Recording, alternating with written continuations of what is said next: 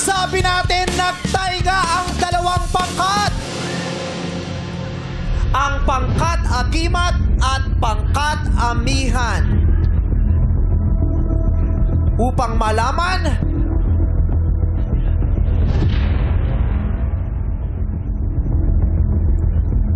ang mangyayari nga ay magkakaroon tayo ng pangkatapatan. Dito sa ultimate pangkatapatan, ang dalawang nagtay na grupo o pangkat ay kakailanganing pumili ng isang miyembro ng kanilang grupo na isasabak nila sa ultimate pangkatapatan.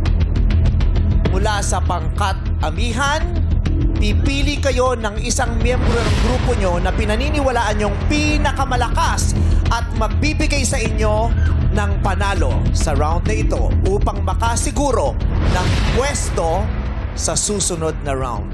Ganon din sa pangkat agimat.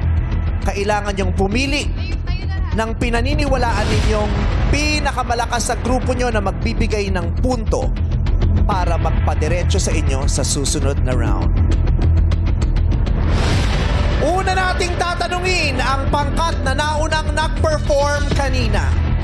At yan ay ang pangkat amihan. Ang pangkat amihan ay kailangan ng magdesisyon. Ang pinipili po namin na lalaban ngayon ay si Noe. Si Noe Alpuerto na siyang nakakuha ng unang-unang medalya para sa kanilang grupo. Noe, are you prepared to sing bebe! today? Ready, Team Amihan! Let's go! Noe, nasa lalay yung mga kamay. Ang pangkat Yes, amihan. po. Sa tingin mo ba, ikaw kayo ang makakasungkit sa pamamagitan mo na makapasok? Hopefully, I can do it for my team. Yes. Yes! Pag ikaw ang nagwagi sa round na ito, diretsyo.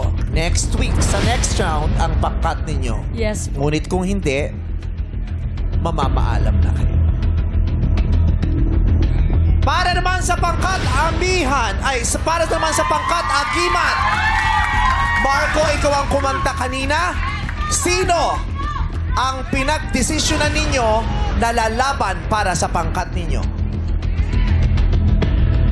Ang pinipili ng aming pangkat na lalaban ay ako. Ikaw pa rin, Sorry, Rudio! Grabe!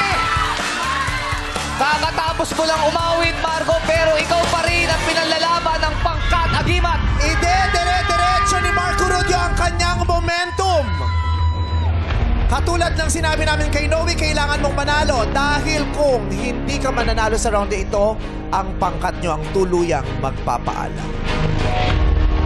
Kaya naman, good luck sa'yo, Noe Alpuerto at Marco Rudio. Alamin na natin kung sino ang unang magtatanghal sa pamagitan ng bunutan ng ating Grand Rest Backers. Kaya naman, pupunta na kayong dalawa sa entablado, Noe at Marco.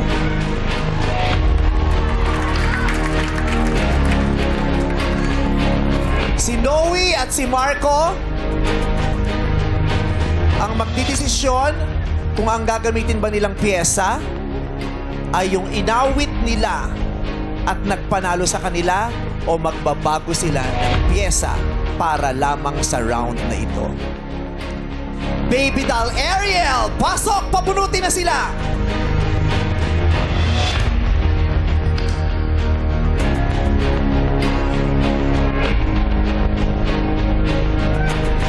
Sabay niyong ipapakita ang inyong nabunot. 1, 2, 3, go! Unang magtatanghal si Marco Rudio at siyang susundan ni Noe Alpuerto. Oras na para sa matinding bakbakan!